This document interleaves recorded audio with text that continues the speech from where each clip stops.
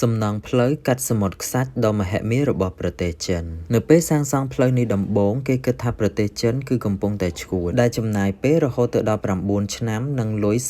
37,000 លានយួននៅក្នុងការសាងសង់ផ្លូវឆ្លងកាត់សមុទ្រខ្សាច់នេះគឺជាផ្លូវ Highway ដែលមានឈ្មោះថា Jingxin Expressway និងមានចម្ងាយចំនួន